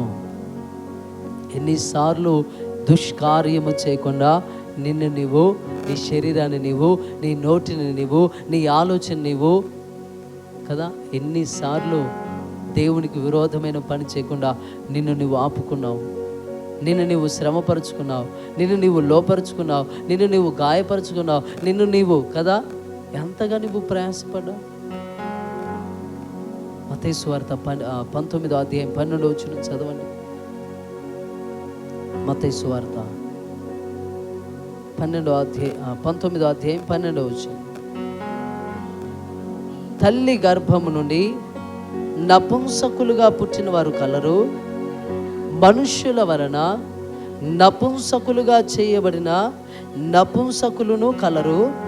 పరలోక రాజ్యము నిమిత్తము తమ్మును తామే నపుంసకులుగా చేసుకొనిన నపుంసకులు కలరు. ఈ మాటను అంగీకరింపగలవాడు అంగీకరించునుగాక అని వారితో చెప్పాను. చాలండి. హల్లెలూయా, హల్లెలూయా. ఇక్కడ నపుంసకత్వాన్ని గురించి కదా, చేతగాని తనమును గురించి రాస్తా ఉన్నాడు. ఇది శరీరమును గురించి రాయలేదు. తల్లి గర్భంలో నుండి కదా నపుంసకులుగా పుట్టిన వారు ఉన్నారు కదా, పుట్టిన తర్వాత మనుషులే కదా నపుంసకులుగా చేయబడిన వారు ఉన్నారు. కానీ ఇక్కడ మాత్రం పరలోక రాజ్యము నిమిత్తము, దేవుని రాజ్యము నిమిత్తము, నిత్య జీవాన్ని సంపాదించుకోవడానికి, పరలోక రాజ్యంలో ప్రభుతో పాటుగా, పరిశుద్ధులతో పాటుగా వారు ఉండడానికి తమ్ములను తామే నపుంసకులుగా చేసుకున్న వారు ఉన్నారు. పౌలు అంటాడు, అన్నింటి యందు నాకు స్వతంత్రము కలదు కానీ అన్నీ చేయదగినవి కావు. ఎందుకంటే అన్నింటిలో పాపం ఉన్నది. పాపముగా ఉన్నవి కొన్నవి, పరిశుద్ధమైనవి కొన్నవి. అన్నీ ఏది చేయడానికైనా నాకు అధికారం ఉంది, స్వాతంత్రం ఉంది, నిర్బంధం లేదు, అవకాశాలు ఉన్నాయి, సమయం ఉంది, స్థలాలు ఉన్నాయి. కానీ ఏది చేయడానికి కూడా నేను ఇష్టపడలేదు. అపవిత్రమైన చేయడానికి నన్ను నేనే నపుంసకుడుగా ప్రకటించుకుంటున్నాను. అన్నీ చేయడానికి అవకాశం ఉంది కానీ నేను చెయ్యను అని చెప్తాను. ఇప్పుడు యోసేపు కూడా అక్కడ దేవుని విషయమై తన్ను తాను చేతగాని వాడిగా, పాపము చేయలేని వాడిగా తన శరీరాన్ని నలగొట్టుకుంటున్నాడు. దేవుని ఈ విషయంలో నువ్వు కదా ఈ మాటను నువ్వు అంగీకరిస్తున్నావా? నువ్వు ఎప్పుడైనా నేను చెయ్యను, నేను దేవుని నిమిత్తమై, అవకాశం లేక కాదు, అర్థమవుతుందా? అవకాశం లేక, నాకు అవకాశం లేదు కాబట్టి నేను పరిశుద్ధిని కదా, నాకు అవకాశం లేదు కాబట్టి అమ్మయ్య నేను తప్పించుకున్నాను కాదు. నీకు అన్ని అవకాశాలు ఉండి, పాపము చేయడానికి స్థలము, ఆలోచన, తలంపులు, డబ్బు అన్నీ ఉండి నువ్వు పాపము చేయకుండా దేవుని కొరకు నీ శరీరాన్ని నలుగుగొట్టుకుంటావే, నీ శరీరాన్ని బాధపరుచుకుంటావు చూడు, నీ శరీరాన్ని, నీ హృదయాన్ని, నీ మనసును ఇతరుల మాటల చేత గాయపరచబడితే అప్పుడు నీవు పరలోక రాజ్యము నిమిత్తమై జీవించిన, అప్పుడు నీవు నిత్య జీవం కొరకై నిన్ను నువ్వు సాధన చేసుకుంటున్నట్టు, అప్పుడు నీవు ఆత్మ సంబంధమైన భక్తి విషయమై నువ్వు నలగొట్టబడుతూ నిన్ను నీవే కదా సంపూర్ణుడిగా మార్చుకుంటున్నట్టు, పరిపూర్ణతలోనికి నువ్వు వస్తున్నావని లెక్క. పరిశుద్ధత నిమిత్తమై ఏ శ్రమ రాకపోతే అసలు పరిపూర్ణత గురించిన ఆలోచన నీకు లేదని గుర్తుంచుకో. పరలోక రాజ్యం గురించిన తలంపులు నీకు లేవని గుర్తుపెట్టుకో. దేవుని పిలుపులో నుండి నువ్వు తొలగిపోయావని గుర్తుంచుకో. నీకు శ్రమ రావడం లేదా? పరిశుద్ధత విషయమై నీకు కదా ఏ విధమైన శ్రమ, శోధన రాకుండా ఉన్నాయా? నువ్వు ప్రభు పిలువబడిన గుంపులో ఉన్నావు కానీ ఏర్పరచబడిన గుంపులో, ఎత్తబడే గుంపులో నీవు లేవని గుర్తుంచుకో. నువ్వు నామకార్థంగా ఏదో గుంపులో ఉన్నావనే గుర్తుంచుకో. ఒకసారి మీరు ఆలోచించండి. సమయం చాలా అయిపోయింది కానీ నేను గుర్తు చేస్తూ ఉన్నాను ఈ ప్రత్యేకమైన సమయంలో. యోసేపు ఉన్నాడు, ఐగుప్తులో పురుషులే లేరా? ఇంట్లో పనులు లేరా? ఏ పురుషుడు లేడా? ఆయన కంటే అందగాడు, ఎత్తు కలిగిన వాడు, శరీర బలము కలిగిన వారు ఎవరు లేరా? మరి ఎందుకే యోసేపు కావాలి? ఆలోచన చేయండి ఒక్కసారి. అర్థమవుతుందా? ఇప్పుడు ఊరేమన్నా కదా, వల్లకాడైపోయిందా? అందరూ చచ్చిపోయారా? లేదే. ఐగుప్తు దేశం అంతా కదా పచ్చగా ఉందని వాక్యం ఆదికాండంలో చెప్పబడుతూ ఉంది. అనేక మంది దేశంలో అనేక మంది పురుషులు ఉన్నారు. దేశం పక్కన పెడితే ఆ ఇంటిలోనే అనేక మంది పని వాళ్ళు ఉన్నారు. మరి ఎందుకు ఆమెకు యోసేపే నచ్చాడు? ఎందుకు యోసేపునే చూస్తూ ఉంది? యోసేపు మీద ఎందుకు ఆమె మనసు పడిందంటే ఆత్మ సంబంధమైన ఒక కారణం ఏంటంటే, దేవుని బిడ్డలారా, ఆయన ఏర్పరచబడిన వారు. ఆయన పిలువబడిన గుంపులో మాత్రమే కాదు, ఆయన ఏర్పరచబడిన వారి గుంపులో ఉన్నాడు. ఆయన దేవుని ఆత్మచేత నింపబడిన వాడు. ఆయన ఎడల దేవుని ప్రణాళిక ఉంది. దేవుని చేతిలో ఒక ఉన్నతమైన సాధనముగా, బలవంతుని చేతిలో ఒక బాణముగా ఉన్నాడు. కాబట్టే ఆయనను పడగొడితే ఐగుప్తు రాజ్యము, ప్రపంచంలో ఉన్న వారందరూ కూడా కరువులో చనిపోతారు. అనేక ఆత్మలు నశించిపోవడానికి ఇది ఒక ఎత్తుగడ. అపవాది ఏర్పరచబడిన వారిని సైతము కదా మోసపరిచే దినాల్లో మనం ఉన్నాం. అపవాది నిన్ను పట్టించుకోవట్లేదంటే అసలు నీకు అంటే పరలోకానికి నీకు సంబంధం లేదు కాబట్టి వాడితో మనకెందుకని అపవాది నిన్ను చూసి కూడా ఆ పెద్ద పనికి, అంటే దేవుని రాజ్యానికి కానీ అపవాది రాజ్యానికి కానీ నీ వలన ప్రయోజనం ఏమీ లేదు కాబట్టే నిన్ను అపవాది ముట్టట్లేదు, దేవుడు కూడా దర్శించట్లేదు. హల్లెలూయా. నా మాటలు మీకు అర్థమవుతున్నాయి? నువ్వు దేవునితో ఉంటే, నువ్వు పరిపూర్ణుడిగా ఉండాలని, దేవుని కొరకు జీవించాలని నువ్వు ఎంత ఆరాటపడతావో అంతగా అపవాది నీ మీద బాణములు, అగ్ని బాణములు వేస్తూ ఉంటాయి. భరించరాని బాధ, భరించరాని శ్రమలు, భరించరాని శోధనలు వస్తూ ఉంటాయి. అప్పుడు గుర్తొస్తుంది పరలోక రాజ్యం నీతో ఉన్నదని. అప్పుడు గుర్తుంచుకో. ఆ శ్రమలో నువ్వు గుర్తుంచుకోవాల్సింది ఏంటంటే పరలోకపు దేవుడు నీతో ఉన్నాడని గ్రహించు. నిన్ను చూస్తున్నాడు, నిన్ను దర్శిస్తున్నాడు, తగిన సమయమందు నిన్ను హెచ్చిస్తాడని నమ్మకంగా శ్రమలో పాపము జోలికి వెళ్ళకుండా నీవుండు. తప్పకుండా ఒక దినమున నిన్ను ఐగుప్తు అంతటిపై యోసేపును హెచ్చించినట్లుగా నిన్ను హెచ్చిస్తాడు. దేవుని బిడ్డలారా, శ్రమల గురించి నేను చెప్పడం లేదు, కానీ నువ్వు పరిపూర్ణతలోనికి వెళ్ళాలన్న ఆలోచన, తలంపులు అసలు మనలో లేవు. కాబట్టే అపవాది కూడా ఏదో ఒక రోజున 40 సంవత్సరాలు భక్తి చేసినా, 50 సంవత్సరాలు భక్తి చేసినా వీడు ఎట్టనైనా మన కాడికి వచ్చే బ్యాచ్. ఈ బ్యాచ్ అంతా కూడా మందే కాబట్టి ఇంక వీళ్ళకి పాపం గురించి చూపించడం ఎందుకు, ఇంకా వీళ్ళకి లోకాశలు చూపించడం ఎందుకు, ఇంకా వీళ్ళని శోధించడం ఎందుకు కదా. పని లేని దగ్గర అర్థమవుతుందా? ఇప్పుడు పని లేదు, మోటా మేస్త్రికి యజమానుడు ఏం చెప్తాడు, అక్కడ పని లేదులే కానీ పలానా వాళ్ళ చేలు పని ఉంది, అక్కడికి వెళ్ళను. ఇప్పుడు మన దగ్గర పెద్దగా అపవాది పని చేయాల్సిన, అపవాది దూతలు పని చేయాల్సిన అవసరం లేదు. మనమే హాయిగా పాపం చేస్తున్నాం, మనమే దుర్భాషలు ఆడుతున్నాం, మనమే కొట్టుకుంటున్నాం, మనమే తిట్టుకుంటున్నాం, మనమే ఒకరి మీద ఒకరి నిందలు మోపుతున్నాం, మనకే మనం ఇతరులను గురించి తీర్పు తీరుస్తూ ఉన్నాం. ఏదో ఒక తీర్పును బట్టో, మాటలను బట్టో, ముచ్చట్లను బట్టో, పాపమును బట్టో, శరీరం బట్టో ఏదో ఒక రకంగా అయితే నా దగ్గరికే వీళ్ళు వస్తారని అపవాదికి తెలుసు. అందుకే అపవాది మనలను పట్టించుకోవడం. ఒకవేళ నువ్వు నిత్య జీవం కొరకు ప్రయాసపడితే అపవాది మొదటి శత్రువు నీవే అవుతావు. అపవాది మొదటి శత్రువు నీవే అవుతావు. ఎందుకంటే ఏ వ్యక్తి రక్షించబడడం అపవాదికి ఇష్టం. ప్రతి వ్యక్తి నశించాలి అంతే. అందుకే యోసేపును కోరుకుంటుంది ఆ స్త్రీ. ఆమెది మాత్రమే కాదు ఆలోచన, అపవాది ఆలోచన అది. కానీ ఆత్మ కలిగినటువంటి యోసేపు దేవుని ఉద్దేశం కొరకు జీవించాడు, దేవుని ప్రణాళిక కొరకు ఆయన జీవించాడు, దేవుని కార్యములు ఆయన జరిగించాడు. ఎన్ని శ్రమలు అనుభవించాడు. పరిశుద్ధ గ్రంథంలో శ్రమలు అనుభవించిన వారు ప్రతి ఒక్కరూ పాపం చేసి కాదండి, పరిశుద్ధులుగా శ్రమలు అనుభవించారు. దేవుని కొరకు జీవించి కాల్చబడిన వారు ఉన్నారు, దేవుని కొరకు జీవించి రంపాల చేత కోయబడిన వారు ఉన్నారు. పౌలు అంటాడు, ఈ లోకము వారికి యోగ్యమైనది కాదు అంటాడు. హెబ్రీ పత్రిక 11వ అధ్యాయం చివరిలో చూడండి. హెబ్రీలకు రాసిన పత్రిక 11వ అధ్యాయంలో 11వ అధ్యాయము 36వ వచనం చదవండి. మరికొందరు తిరస్కారములను, కొరడా దెబ్బలను, మరి బంధకములను, ఖైదును అనుభవించిరి, రాళ్లతో కొట్టబడిరి, రంపములతో కోయబడిరి, శోధించబడిరి, ఖడ్గముతో చంపబడిరి, గొర్రె చర్మములను, మేక చర్మములను వేసుకొని దరిద్రులయ్యుండి శ్రమపడి హింస పొందుచు అడవులలోను కొండల మీదను గుహలలోను సొరంగములలోను తిరుగులాడుచు సంచరించిరి. అట్టి వారికి ఈ లోకము యోగ్యమైనది కాదు. చాలండి. హల్లెలూయా. రంపముల చేత కోయబడ్డారు కదా, చంపబడ్డారు, నరకబడ్డారు. ఈ లోకం యోగ్యమైనది కాదు. ఎందుకంటే ఈ లోకంలో వారు పరిశుద్ధంగా ఉండడానికి ఎన్ని శ్రమలు అనుభవించారు. ఇప్పుడు పరిపూర్ణత నువ్వు పొందుకోవాలంటే శ్రమలే రావాలని నేను చెప్పడం లేదు, కానీ నిజంగా నువ్వు పరిపూర్ణత కొరకు జీవిస్తే తప్పకుండా శ్రమలు వస్తాయి.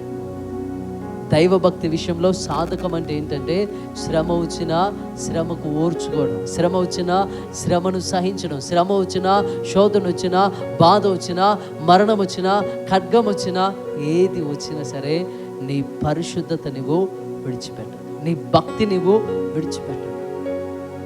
అపోస్తలుడు కదా, యాకోబుని ఎందుకు హేరోదు చంపాడు? మొదటి శతాబ్దంలో క్రైస్తవులు చంపబడ్డారు. మేము యేసుక్రీస్తును ఆరాధన చేయమంటే విడిచిపెట్టేవాళ్ళు. కానీ ఆ మాట అంటే నిత్యజీవం లేదు మాకు. ఇక్కడ చనిపోయినా మేము అక్కడ బ్రతుకుతాం, ఇక్కడ హింసించబడినా అక్కడ సంతోషిస్తాం, ఇక్కడ కన్నీళ్ళు విడిచినా కన్నీళ్లు లేని, దుఃఖము లేని, వేదన లేని, సూర్యుడి చంద్రుడు లేని ఆ నిత్యరాజ్యంలో మేము ఉంటామన్న ఒకే నిరీక్షణ. వారిని శ్రమలకు పాలు చేసిన వారు దేవుణ్ణి విడిచిపెట్టలేదు. దేవుడు ఈరోజు వాక్యం వింటున్న నీవు నేను, దేవుని ఉన్నతమైన పిలుపు మనం పిలువబడ్డాం. ఆ పిలుపు కొరకు గురి ఎద్దకు పరిగెత్తండి. ఏంటి నీ గురి అంటే పరలోకం చేరాలి. ఈ లోకంలో ఆరోగ్యం ఉన్నా లేకపోయినా పరలోకం కావాలి. ఆరోగ్యం ఉంది, ధనవంతుడు ఎక్కడున్నాడు? నువ్వు యాతన పడుతున్నావయ్యా. లాజరు అయితే ఇక్కడ సుఖం అనుభవిస్తూ ఉన్నాడు. ఈ లోకంలో లాజరు సుఖం లేదు, సంతోషం లేదు, తిండి లేదు, వస్త్రాలు లేవు, ఆరోగ్యం లేదు కదా, నివాసం లేదు, కనీసం అతన్ని పూడ్చిపెట్టడానికి మనుషులు కూడా లేరు. అక్కడ రాయబడిన మాట ఏంటంటే ధనవంతుడు చనిపోతే పాతి పెట్టబడ్డాడు, కానీ ఈ లాజరు చనిపోతే దూతలు వచ్చి తీసుకుని వెళ్ళాయని రాయబడి. శరీరం అక్కడే ఉంది, ఆ రోడ్డు మీద, లేకపోతే ఆ ద్వారం దగ్గర అలాగే ఉండిపోయింది. ఏదో మున్సిపాలిటీ వాళ్ళు వచ్చేసి కుక్కను పడేసినట్టు పడేసిపోయింది. ఈ శరీరం కాదు, ఈ రక్త మాంసములు పరలోక రాజ్యాన్ని స్వతంత్రించుకోలేదు. ఆయన ఏం కోరుకున్నాడంటే అనుదినము అనుక్షణము ఏం చేశాడంటే పరలోకం నిత్య జీవం కొరకు ఆయన పరితపించిపోయాడు. దేవుడు పరిపూర్ణులుగా నీవు ఉండాలి, సంపూర్ణులుగా మనం ఉండాలి. దైవభక్తి విషయంలో మనమే సాధన చేసుకోవాలి. వాక్యం వింటున్నావు కదా, వాక్యం చేత గద్దించబడుతున్నావు కదా, వాక్యం చేత హెచ్చరించబడుతున్నావు కదా, ఇంకా నాకేం కొదువని నువ్వు అనుకుంటున్నావేంటి? నీవే మోసపుచ్చుకుంటున్నావేంటి? నేను సంపూర్ణుడనని నువ్వు హాయిగా ఉన్నావేంటి? నీలో ఉన్న లోపములు, మీలో ఉన్న బలహీనతలు నీకు తెలీదా? మనం మనుషులం కదా, దేవుడు తన జ్ఞానాన్ని ఇచ్చాడు కదా, తన తెలివినిచ్చాడు కదా. హల్లెలూయా. కాబట్టి మనము పరిపూర్ణతలోనికి వెళ్ళాలి అంటే పాపం విషయంలో మన శరీరాన్ని గాయపరుచుకుంటూ నిందలు వచ్చినా పర్వాలేదు, వీడికి చేత కదన్నా పర్వాలేదు, ఈమెకి చేత కదన్నా పర్వాలేదు, ఈమెకి గొడవ ఆడటం చేత కాదు, ఈమెకి మాట్లాడటం చేత పర్వాలేదు. నిత్యరాజ్యం నువ్వు పొందుకుంటావు. దుఃఖపడుతున్నావా? నీ దుఃఖాన్ని కన్నిటిని తుడుస్తావు. దుఃఖపడేవారు ధన్యులు కదా, మీరు ఓదార్చబడతారు. నీ హృదయం గాయపరచబడుతుందా, నీ శరీరం గాయపరచబడుతుందా, నువ్వు ఎంత వేదన చెందినా ఈ లోకంలో పర్వాలేదు, నీకు పరలోక రాజ్యం వస్తుంది. నీవు సాధన చేసుకోవాలి. రెండో విషయం ఆయన అంటున్నాడు ఏంటంటే నీ ఆస్తిని అమ్మి పేదలకు ఇచ్చి, అంటే ఆ ఇచ్చే అమ్మే విషయంలో ఏంటంటే ఇవ్వగలిగిన మనస్సును అక్కడ చూసి, అంటే నీకు నీవే ఇవ్వాలన్న మనసు నీలోనే ఉండి రావాలి. అక్కడ ఇచ్చిన తలంపు అది. అంటే మనం కూడా ఏంటంటే నేను పరిశుద్ధంగా ఉండాలన్న తలంపు నీలో నుండి రావాలి. నీవు పాపము జోలికి వెళ్ళకుండా. మనం ఏమనుకుంటామంటే హాయిగా టీవీ పెట్టి చక్కటి ప్రోగ్రాం పెట్టేసి కదా, ఒకవైపు ఏమో ప్రార్థన పెట్టారు, 7 అవుతుంది, ప్రోగ్రాం చూడాలి. ఆదివారం ప్రోగ్రాం వస్తుంది, ప్రార్థనకు వెళ్ళాలి. కరెంటు పోతే బాగు, ప్రార్థనకు వెళ్దాం. కరెంటు పోతే బాగు, ప్రార్థన చేసుకుందాం. కరెంటు పోతే బాగు అనుకున్నారా? అందుకే నవ్వుతున్నారేమో. హల్లెలూయా కదా. కరెంటు పోతే కాదు, నీ చేతిలో రిమోట్ ఉంది, నీ చేతిలో స్విచ్ ఉంది కదా. టీవీ ఆఫ్ చేసి మోకరించగలవు నువ్వు. అంటే నీకు జ్ఞానం ఇచ్చాడు, తెలివినిచ్చాడు, కార్యసాధకం చేయగలిగినటువంటి కదా వివేచన ఇచ్చాడు. ఏది మంచి ఏది చెడు తెలుసుకొని చెడును విసర్జించే తెలివితేటలను దేవుడు మనకిచ్చాడు. మనలను పశువులుగా చేయలేదు, మృగములుగా చేయలేదు. ఆయన పోలికగా చేశాడు. టీవీ ఆఫ్ చేసుకొని మోకరించే జ్ఞానం నీకుంది. టీవీని ఆఫ్ చేసుకొని మందిరానికి వచ్చే జ్ఞానము తెలివి మనకు ఉంది. కానీ మనం అలా చేయం. ఇంక దేవుడే దిగి రావాలా, ఆ ట్రాన్స్ఫార్మర్ పేలాలా, అదే ఆ టీవీకి ఏమన్నా కావాలా, కరెంట్ అన్నా బాగుంది. ఈ లోపల మళ్ళీ మనం స్నానం చేసి వచ్చి మళ్ళీ టీవీ ఆన్ అయింది అనుకో, మళ్ళీ అక్కడే కాదు. దేవుడు నీవుగా స్వతహాగా మొదట నేను పరిపూర్ణుడు కావాలని ఆశ నీలో ఉండాలి. రెండవది, మన అపోస్తలుడైన పౌలు హెబ్రీయులకు రాసినటువంటి పత్రిక 12వ అధ్యాయంలో ఒక మాట మనం చూసినట్లయితే 2వ వచనం చదవండి. మనము కూడా ప్రతి భారమును సులువుగా చిక్కులు పెట్టు పాపమును విడిచిపెట్టి విశ్వాసమునకు కర్తయు దానిని కొనసాగించువాడైన యేసు వైపు చూచుచు మన ఎదుట ఉంచబడిన పందెములో ఓపికతో పరుగెత్తుదము. ఆయన తన ఎదుట ఉంచబడిన ఆనందము కొరకై అవమానమును నిర్లక్ష్యపెట్టి సిలువను సహించి దేవుని సింహాసనము యొక్క కుడిపార్శ్వమున ఆసీనుడై ఉన్నాడు. చాలని. హల్లెలూయా, హల్లెలూయా. మనము కూడా ప్రతి భారమును సులువుగా చిక్కులు పెట్టి పాపమును విడిచిపెట్టి, మనం చేయాల్సింది ఏంటంటే మనం పాపమును విడిచిపెట్టి, రెండవది నన్ను వెంబడించు అని అక్కడ చెప్పాడు కదా. నీ ఆస్తి నమ్మి పేదలకు ఇచ్చి కదా వచ్చి నన్ను వెంబడించు అన్నాడు కదా. ఇప్పుడు మనం పాపములను విడిచిపెట్టి మనం ఏం చేయాలంటే కదా విశ్వాసమునకు కర్తయు దానిని కొనసాగించువాడైనా యేసు వైపు చూస్తూ మన ఎదుట కదా ఉంచబడిన పరుగు పందెములో ఓపికతో పరిగెత్తాలి. యేసు క్రీస్తు కూడా తన ఎదుట ఉంచబడిన ఆనందము కొరకై, మహిమ కొరకై అవమానమును నిర్లక్ష్యపెట్టి సిలువను సహించి దేవుని సింహాసనమందు కదా కుడిపార్శ్వమున ఆసీనుడైనట్లుగా చూస్తూ ఉంటున్నాం. హల్లెలూయా, హల్లెలూయా. మొదటిది నిన్ను నీవు లోపరుచుకోవాలి, పాపమును విడిచిపెట్టాలి, క్రీస్తును వెంబడించాలి. దేవుడు ఎప్పుడైతే నువ్వు వెంబడిస్తావో పరలోక రాజ్యంలో నీవు ఉంటావు. ఒక మాట నేను చెప్పి ముగిస్తాను. ప్రకటన గ్రంథం 7వ అధ్యాయం 14 వచ్చిన 7వ అధ్యాయం 14 వచ్చిన అందుకు అయ్యా నీకే తెలియననగా అతడు ఈలాగు నాతో చెప్పెను, వీరు మహాశ్రమల నుండి వచ్చిన వారు గొర్రెపిల్ల రక్తములో తమ వస్త్రములను ఉదుకుకొని వాటిని తెలుపు చేసుకొనిరి. చాలండి. 22వ అధ్యాయము 14 వచ్చిన ఒకసారి చదవండి. ప్రకటన గ్రంథం 22:14. జీవ వృక్షమునకు హక్కు గలవారై గుమ్మముల గుండా ఆ పట్టణములోనికి ప్రవేశించినట్లు తమ వస్త్రములను ఉదుకుకొని వారు ధన్యులు. హల్లెలూయా, హల్లెలూయా. ఇక్కడ పరలోక రాజ్యంలో ఉన్న వ్యక్తుల గురించి అక్కడ 7వ అధ్యాయంలో, ఇక్కడ 22వ అధ్యాయంలో చెప్పబడుతూ ఉంది. తమ వస్త్రములను ఉదుకుకొని గొర్రెపిల్ల రక్తంలో తెలుపు చేసుకున్నవారు అని వ్రాయబడి. దేవుని బిడ్డలారా, మనందరము కూడా పరిపూర్ణులము అవ్వాలంటే అనుదినము క్రీస్తు స్వరక్తము చేత కడగబడుతూ శుద్ధి చేయబడుతూ కదా ఆయన పోలికగా ఆయన స్వభావాన్ని ధరించుకొని ఆయన మనసు కలిగి ఉండి కదా మనము ఈ లోకంలో జీవించాలని, ఈ లోకంలో మాత్రమే కాదు ఆయన పోలిక కలిగి పరలోక రాజ్యంలో ప్రవేశించాలని ప్రభు ఆశపడుతూ ఉన్నాడు. అందుకే ఆయన పిలువబడిన పిలుపుకు తగినట్లుగా కదా దేవుని ఉన్నతమైన పిలుపు కలుగు బహుమానం కొరకు పరిగెత్తండి. తప్పకుండా ఆయన మీకు సహాయం చేస్తాడు. తప్పకుండా ఆయన మిమ్మలను బలపరుస్తాడు. ఆయనే ఆదియు అంతమునయ్యున్నాడు, అల్ఫా ఒమేగా ఆయనే. మీకు తప్పకుండా మనకు సహాయం చేస్తాడు. మనందరం కూడా వాక్యం విన్న మనందరము పరిపూర్ణులు అవ్వడానికి ప్రయాసపడండి. తప్పకుండా సిలువ రక్తం చేత, క్రీస్తు రక్తం చేత మనము కడగబడి పరిశుద్ధపరచబడిన వారమై, తమ వస్త్రములు అంటే మన పాప జీవితాన్ని క్రీస్తు రక్తం చేత పరిశుద్ధపరుచుకున్న వారమై పరలోక రాజ్యంలో చేర్చబడతాం. కాబట్టి మనందరం కూడా పరిపూర్ణులుగా ఉండి క్రీస్తు రాజ్యంలో ప్రవేశించుటకు పరిశుద్ధాత్మ దేవుడు తన కృపా సహాయము మనకు దయచేయునుగాక. ప్రార్థన. పరిశుద్ధుడ మహోన్నతుడా, మీకు స్తోత్రములు వందనాలు చెల్లిస్తూ ఉంటున్నాము తండ్రి.